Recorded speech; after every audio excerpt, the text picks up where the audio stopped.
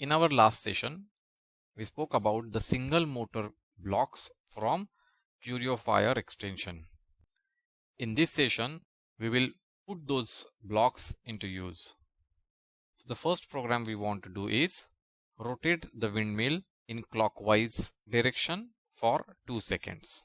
While making our first program, we learned that every program should start with Curious Mind block. So let's take the Curious Mind block.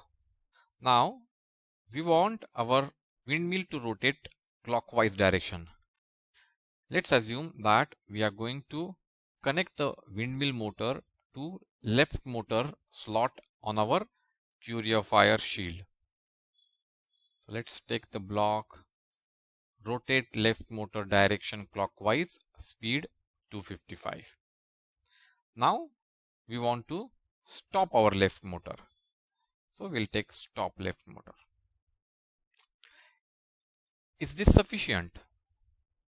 If you remember from our last session that when we use a motor, we need to set it up first. So before we give any command to our motor, the motor must be set up. So we'll have to drag the setup left motor block and put it before left motor starts receiving any commands.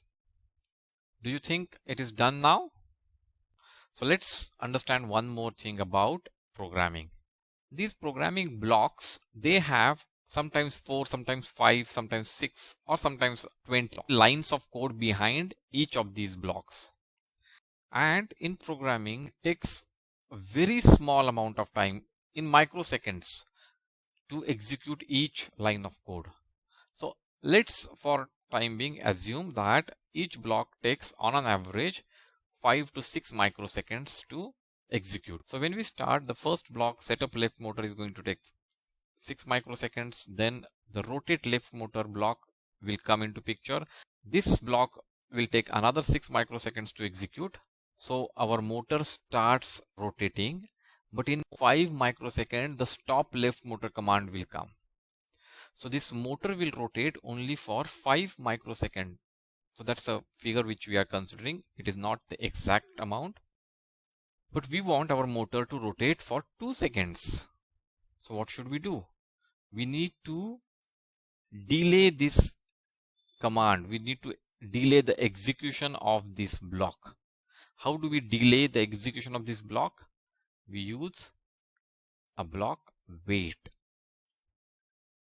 So this wait block is going to delay the execution of this next block by the time given here. So if I put it here 2 seconds, now my stop left motor block will be executed 2 seconds after the rotate left motor block is executed. And that means the motor will rotate for 2 seconds and then only the stop left motor block will be executed and the motor will be stopped. So this way I will be able to rotate the motor for 2 seconds. So this is our program where we are rotating our windmill for 2 seconds and then we will be stopping it. We are going to connect the windmill motor to our left motor on the Fire shield, and we will be uploading this program in our microcontroller so that we can have our windmill rotate as we require.